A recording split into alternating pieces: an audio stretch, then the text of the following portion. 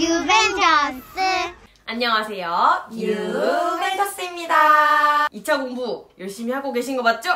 영상을 시작하시기 전에 저희 유일무이 책을 같이 준비하신 후에 영상을 보시면 더 도움이 많이 되실 거예요. 그래서 책을 꼭 가지고 오셔서 시작해주세요. 저희가 해드린 피드백이 정답은 아니지만 시험을 미리 경험해봤던 사람들로서 시험에서 좋은 점수를 얻을 수 있는 답변들로 저희가 조언, 피드백을 드리는 것을 참고해 주시면 감사하겠습니다. 그럼 지금부터 피드백을 시작하도록 하겠습니다.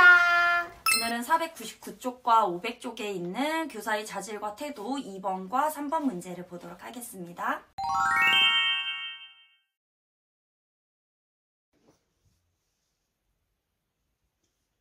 즉답형 1번 문항에 대하여 답변 드리겠습니다. 교사로서 저의 전문성을 신장하고자 할 때 필요한 태도는 다음과 같습니다. 첫째, 배움의 자세입니다. 교사는 전문성을 신장하기 위해서 전문 서적을 읽거나 연수 등을 통해 배움의 자세를 갖출 필요가 있기 때문입니다. 둘째, 반성적인 사고입니다. 교사는 자신의 교수 행위에 대해서 끊임없이 돌아봄으로써 전문적인 성장을 이루어낼 필요가 있기 때문입니다. 셋째, 협력입니다. 교사는 학부모, 동료교사, 원장, 원감 등 다양한 사람들과 상호작용을 함으로써 다양한 지식과 정보를 습득할 수 있기 때문입니다. 이를 통해 교사는 전문성을 이룰 뿐만 아니라 유아에게 질 높은 교육을 제공할 수 있습니다. 이상입니다. 첫째 배움의 자세랑 둘째 반성적인 사고가 내용이 조금 비슷하게 들려요. 그래서 중복돼서 들리기 때문에 구체적인 예를 좀 더 들어주시면 더 좋을 것 같아요. 첫째에서 전문 서적을 읽거나 연수 등을 통해서 전문성을 신장시킨다고 했으면 둘째 반성적인 사고에서는 예를 들어서 교사 이야기 쓰기, 반성적 전환 쓰기 이런 식으로 자기 자신을 스스로 되돌아볼 수 있는 방식으로 진행한다 이런 식으로 예를 들었으면 첫째랑 둘째가 조금 다르게 들렸을 것 같아요.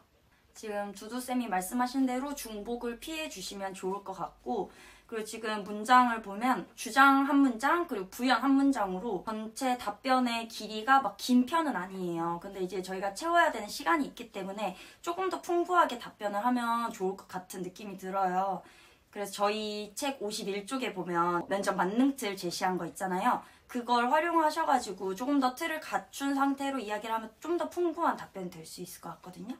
그래서 예를 들어 첫째 배움의 자세입니다. 예를 들어 전문 서적을 읽거나 연수를 듣겠습니다. 왜냐하면 교사의 전문성을 신장하기 위해 배움의 자세를 갖출 필요가 있기 때문입니다. 이런 식으로 지금 선생님이 2문장 하셨던 거를 제가 3문장으로 만들었잖아요. 이렇게 먼저 예를 말씀드림으로써 첫 번째와 두 번째 구분도 명확하게 해주고 틀도 갖춤으로써 좀 더 답변을 논리적으로 이야기하는 연습도 추가로 하시면 더 좋을 것 같아요. 이어서 3번 문제를 보도록 하겠습니다. 즉답형 2번 문항에 대하여 답변 드리겠습니다. 교사로서 유아를 지도할 때 필요한 태도는 다음과 같습니다. 첫째, 인내심입니다. 교사는 유아의 인성이 하루아침에 변화하지 않는다는 것을 인식하고 유아를 믿고 기다려야 합니다. 둘째, 창의성입니다. 교사는 가급적 수렴적 질문보다는 확산적 질문을 사용하여 유아의 다양한 생각을 들어볼 수 있어야 합니다. 셋째, 융통성입니다. 교사는 유아의 순간순간 변화하는 관심과 흥미에 따라 계획을 변경하여 지도할 수 있어야 합니다. 넷째, 민감성입니다. 유아 중에는 자신의 의사를 표현하는데 어려움을 겪는 유아도 있습니다. 따라서 유아의 얼굴 표정 등을 살펴 민감하게 반응할 수 있어야 합니다. 마지막으로 적극성입니다.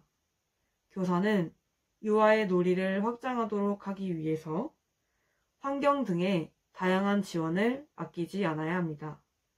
이상입니다. 여기서도 주장이랑 부연이 지금 한 문장씩밖에 나오지 않죠. 그래서 전반적인 답변의 길이가 여기서도 짧은 느낌이 들었어요. 5가지나 말하는데도 조금 짧은 느낌이 들었거든요. 그래서 앞에 보았던 문제와 같이 예시를, 구체적인 예시를 한두 가지씩만 넣어주셔도 충분히 풍부한 답변이 될 수 있을 것 같아요. 첫째로는 이제 인내심을 얘기하셨는데 이 내용 자체는 되게 좋아요. 그런데 예시를 좀 넣어서 뭐 예를 들어서 문제 행동을 보이는 유아를 지도할 시에는 이런 식으로 어떤 행동을 했을 때 이런 태도가 필요하다라는 부분을 좀 더 넣어주시면 하고 이렇게 좀 납득이 될 것 같고 좀 더 풍부한 답변이 될 것 같아요.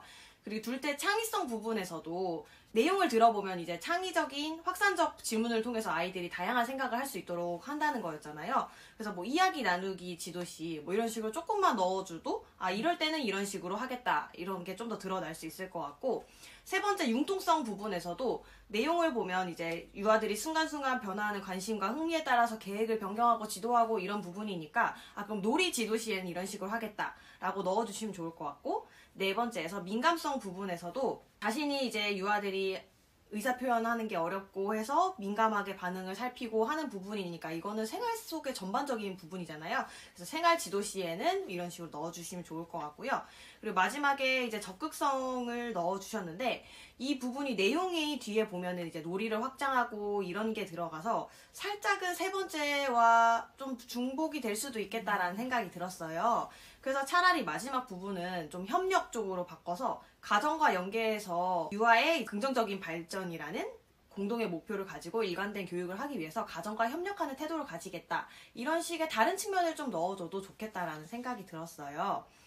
그래서 이렇게 5가지 이상을 말하라고 할 때는 사실 중복이 되기 쉽고 좀 어렵잖아요. 많은 거를 풍부하게 답변을 하기가. 그래서 이럴 때 좀 측면을 나누면은 좋기는 해요. 그래서 유아 측면에서는 어떻게 하고, 교사 측면에서는 어떻게 하고, 가정 측면에서는 뭐 연계해서 이렇게 하고, 지역사회에서는 어떻게 하고, 유치원 측면에서는 어떻게 하고, 동료교사 측면에서는 어떻게 하고, 이런 식의 측면을 나눠서 답을 하다 보면은 중복도 피할 수 있고 좀 더 풍부한 답변으로 보일 수 있을 것 같아요. 그리고 저희가 이제 이 문제를 드렸을 땐 사실 그냥 교사로서 유아를 지도할 때 필요한 태도가 어떤 게 있는지 이렇게 그냥 광범위하게 물어봤지만, 실제 이제 평가원에서 주로 자주 내는 문제들은 다양한 문제 상황이라든지 사례를 좀 구체적인 사례를 주거나 했을 때 이 상황에서 이 유아를 지도할 때 필요한 교사의 태도나 자질 이런 것들을 물어보는 경우가 많아요. 그래서 지금은 일단 선생님께서 유아를 지도할 때 필요한 태도들에 대해서 쭉 여러 가지를 좀 생각을 해보시고 좀 다양한 문제 행동을 보일 때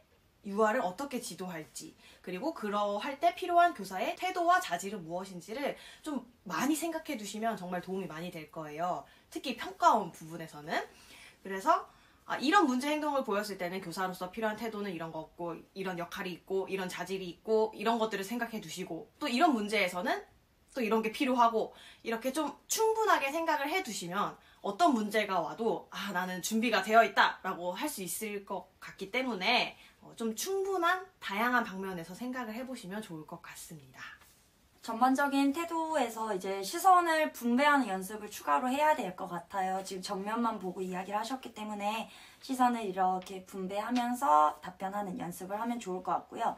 내용은 다 좋았어요, 답변이. 그렇기 때문에 자신감을 가졌으면 좋겠어요. 자신감 가지시고 목소리를 조금 더 크게 또박또박 내는 연습을 한다면 전달력이 좋아지기 때문에 자신감 갖고 다시 한번 답변해보는 연습을 해보시면 좋을 것 같습니다.